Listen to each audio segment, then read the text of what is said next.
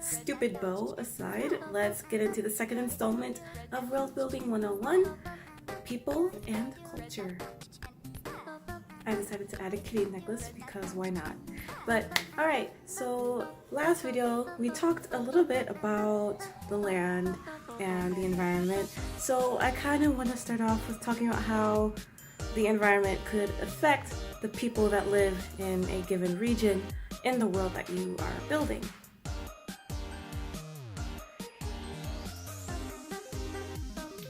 I think that's a little better. Where your characters live will dictate a large portion of their features. So if they live in a really hot, maybe even tropical sort of environment, then they're going to have darker skin, sort of kinkier or curlier hair, generally, not always. And they're going to sometimes have maybe bigger, flatter noses. I read this theory somewhere. It's not like 100% scientific, but it does kind of make sense to me that wider, flatter noses are more common in hotter climates, but as you go further up north where it is much colder, the noses get thinner. And I don't know, I kind of think about, when it's really hot and or humid outside, it's a little harder to breathe. So having sort of a wider set nose will help with that. But if it's really cold outside, you don't really want to, because that will hurt. It hurts the inside of my nose. But yeah, that's not like a set in stone rule, but it is something that you can keep in mind, maybe. I think the biggest thing though is consistency. So I'm in the middle of watching One Piece, and the way Oda designs his characters is just his world, the way he designs anything, his imagination is astounding. But one thing that always got to me is when he creates these groups of people who are supposed to be like brown-skinned, and you see that in the men. The men are all brown-skinned, and you can tell that he drew inspiration from like ancient Egypt or just Egypt or Native Americans. And the men are brown-skinned, but then all the women are pale, which doesn't make any sense. So yeah, just make sure you're being consistent. So the next thing I want to talk about is surface culture, and then sort of like the deeper aspects of culture.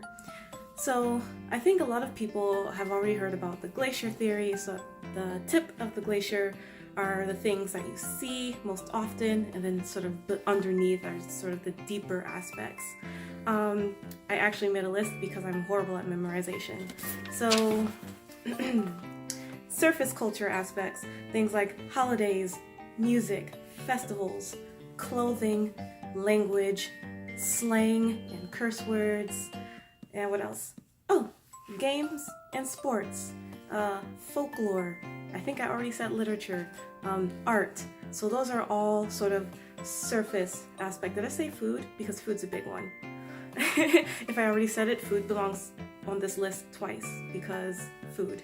But yeah, those are the surface aspects of culture that you could maybe think about that will help you build whatever culture of people or cultures of people that you're trying to build. I then made a list of some deeper aspects of culture, and this list is by no means extensive. Exhaustive. You can add to it. There are way more things than I have just listed and am going to list.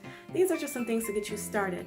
So some deeper things that you might want to think about are body language, courtship, concept of beauty, roles and relation to status, and how do they measure up? Do they measure these things by age, sex, kinship, class, occupation, things like that. What about eye contact? How long is it okay to like look at someone in the eyes, or is it rude to look someone in the eyes at all? Is there bowing in this culture? Do these people hug?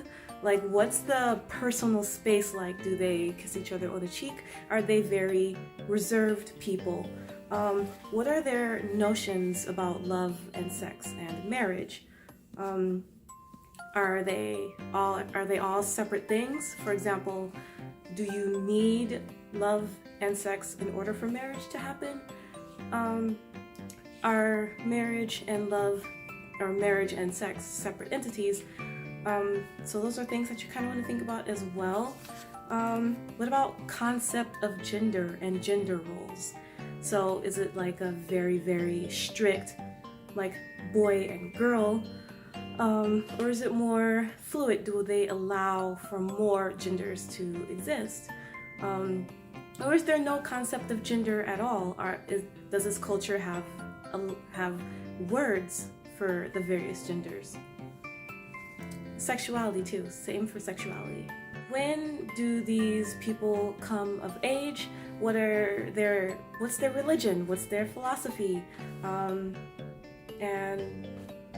morality and the importance of family. So those are some things that you want to think about in deeper culture. Like I said in the last video, it's very, very good to have these things in your notes, but please do not info dump and bombard your readers with all of this information. It's just good to know. Just to give you some examples from my first book, because I have it on hand and I also have visuals. So this is Bastian and this is Sandy. As you can tell, their culture is based off I'm sorry about the glare, but their culture is based off of very Eurocentric things. They have one god who they pray to actively. The women are expected to dress more conservatively, especially if they are aristocratic or noble. Their sports, well, at least the sport that Bastian likes to participate in, he's a prince, so he can participate in sort of any sport that he wants. He really enjoys sword fighting and duels, things like that. And judging by their features, you can tell that they come from up north. So Bastian has blue eyes, Sandy has green eyes, and you can tell that where they come from is based off of Europe, loosely. One thing though that I made up completely on my own is that far up north where these two live, magic is not really a thing.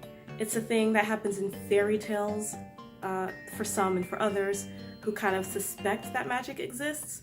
It's evil. It's not something to be trifled with. It is not a good thing at all. So on the flip side, further down south, you have Winter and Zainin. So these two, you can tell by the way they look that they come from sort of hotter, sunnier climates, because Zainin is brown and Winter, you can't really tell, but Winter is a bit darker than Zainin. And where they come from, magic is well known.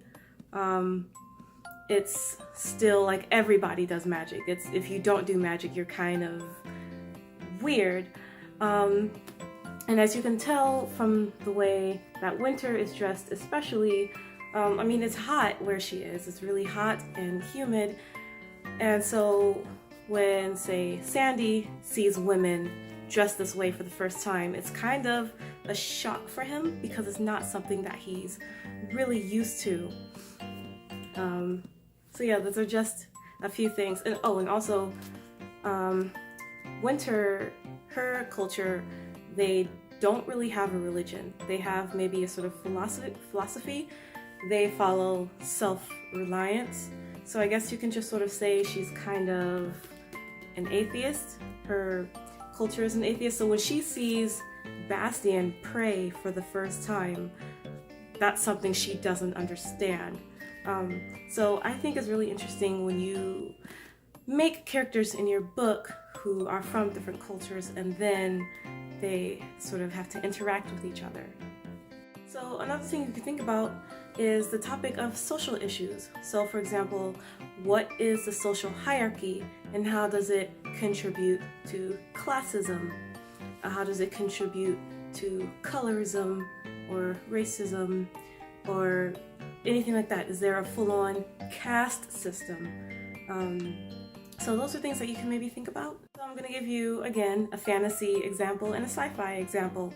So, back to Bastian Falco. So clearly you can tell that since these two come from a place that kind of is modeled after Europe. So he is a prince and he is a servant, and that plays really well into their relationship, because their friendship is very strange. The fact that they are best friends, a prince and a servant, it's not really something that happens very often. And on the flip side, Zenon is also a prince. And one thing that Bastian and Zenon have in common is that whenever they go sparring or they want to practice their sword play, they're the prince, and so nobody wants to hurt them. And so they find it really annoying that everybody is trying to take it easy on them. And they're like, no, I want to be the best fighter ever, and I can't be the best fighter if nobody takes me seriously. And then there is Winter, her culture is run by elders. They're called La Nagari in her language. I already talked about language a little bit, but each of these two, their cultures, I built their languages. And maybe I'll talk about that if this video isn't already an hour long. But I'm writing the second book now, and Zenon, even though he's from a different culture, he's a very recognized prince where Bastian lives. He's actually arranged to marry his sister. So Zenon doesn't really have any problems traveling back up north. But Winter, when she finds herself up north for the first time, and I'm writing this in the second book, she encounters a lot of issues. Like, there are people who've never seen her hair before. She's a royal guest, so the servants have to dress her and do her hair. They don't know what to do with her hair because I've never seen hair like hers before. I mean, it's white because of magic, but she clearly has an afro, and where Bastian lives, no one has seen that before. No one has felt that before, and they've never dealt with it. And they have to dress her, and she is not very fluent in Bastian's language, so she tries to, talk, especially to Sandy. Sandy is very smart, and he ended up picking up on Winter's language fairly easily. So she tries to talk to Sandy in her native language, but the other nobles, they overhear that and they're like, I can't understand what she's saying. She needs to stop talking. Like, you are in our land, you need to speak our language. And so that's just what's going on in the second book right now, which I need to finish writing. My sci-fi example is I'm going to use Omega Star Genesis again. So this world is a lot closer to ours, except it takes place in the future. So there are still politicians and things like that. So when there is this mass exodus, this mass exodus from Earth, so there are going to be like politicians and government officials and monarchies, if there are still monarchies 1,000 years from now, which, I mean, they've survived this long, I guess there could be. But those kinds of like important governing people, they get to go first. They and their families, they get to go on the ships first. One interesting thing that I think would be cool to explore would be skin color as it relates to social issues, because I don't think that's something that's talked about overly much. I don't think it's something a lot of people want to touch, but I mean, it happens, and it happens all over the world.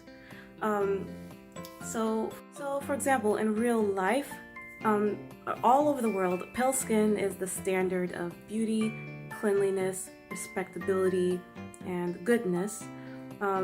Partly because Europeans just sort of traveled and then imposed their values on cultures that they ought to have just left alone, but also partly because that sort of mentality developed independently of Europeans. So for example, in East Asian countries where pale skin meant that you were royal or noble, or it for some reason didn't have to work a day in your life, But if you had, you know, tanned skin, brown skin, that meant you were a peasant, you worked in the fields, you were a nobody, you worked in the sun. So that's something you can also think about. So when you take into account when you're building your fantasy or sci-fi world, when you're thinking about these different prejudices as they relate to classism, sexism, colorism, and things like that, I think those can be interesting to subtly build into interactions with people. Or if it's like sort of like a main point in your book, like play it up. Like, for example, Children of Blood and Bone. Where is it? Yay! I don't really read YA. I just usually steer clear of young adult, but I made an exception for Children of Blood and Bone, and I'm really glad I did. So if you are looking for a way to build prejudice into your story, into your world, into your culture, this would be one good book to read. There are many. I'm just gonna recommend one for now, because even though the country in this book, Orisha, is modeled after West Africa, there is sort of a huge difference between like the dark-skinned characters and then the coconut-skinned characters. So like my skin color would be their pale, and so like the royal family is sort of my skin color and lighter. And the way that plays into the story is, I think, really interesting. And I don't see things like that. I don't see things like that often enough in fantasy books and sci-fi books. I actually just thought of a great example for how I built sexism into my story as well. Okay, so in Bastian's world, his sister, Princess Ayla, she is very intelligent, she is very capable. She really could rule the country, but her father, the king, because she is a woman, he doesn't really give her the chance. He doesn't teach her the things that he teaches Bastian. So she's a little bit bitter about that, and she's a little bit bitter about being married off to some guy, some other prince that she doesn't really know very well. What about imperialism? Okay, so this is something that I think the camera moved. Okay, no, that's not good either. So I tend to see imperialism happen a lot more often in science fiction. Sometimes it's on like a global scale, and sometimes it's on a galactic scale, and either way, that's just a trope that I eat up. I love seeing how imperialism and colonialism plays in science fiction and fantasy. I don't know why, I just love it. So if you write it about imperialism, I will probably read it. My notes just fell. So we're talking about imperialism and colonialism. Oh yeah, what are the laws of war? What do the weapons and the tech look like? There's just so many things. There's history, architecture, jobs. What are the jobs in your country? What do they look like? What are careers looking like? Was there an empire? I could probably make a whole video on like what happens before an empire, what happens during an empire, why it falls, and what happens when it falls, what happens after it falls. But I won't do that because there's already a really, really great video series out there that I learned from and that I will link in the description below, because in one of the stories that I'm writing, it takes place after the fall of an empire. So that's another thing. I love empires, imperialism and empires and social issues and things like that. I'm complete garbage for, especially in science fiction, and I want to see more of it in fantasy. I can't speak today. Like, you have no idea how many times I've messed up and how many different times I've had to do a take. Education. Did I mention education? What's education like? I don't think education is always sort of a focus, but I think it would be, you know, something interesting. I know there are sort of like more academic focused fantasy like the Kingkiller Chronicles and Harry Potter, but I mean, that's not it. You can do more. You can do more. So you want to choose not all of them. Don't focus on all of them, but focus on just a couple things. So some, I guess, stories focus on like magic system, education, and something else. But what about, I know I mentioned courtship, but like, can you think of any stories that like have a heavy emphasis on like what a courtship might look like in any given culture? Like, what does that look like? I haven't even thought of that. Now I'm going to build it into one of my stories because why not? I think it would be fun to think about. So basically, what is stopping you from saying, Tolkien did it, we can all go home now, or George Lucas did it, we can all go home now? So there's so many ways you can just sort of expand in just people and culture alone. And I hope I helped a little bit in that front. So that was, yeah, people and culture. I probably should have prepared for this video a little bit more. It would have been more organized. So next time I'm either going to talk about magic systems or building languages. Because I love building magic systems, but I also love building languages. And I think maybe I'm better at building languages. So that might be the next one. But you have something to look forward to, I guess. So until next time, bye!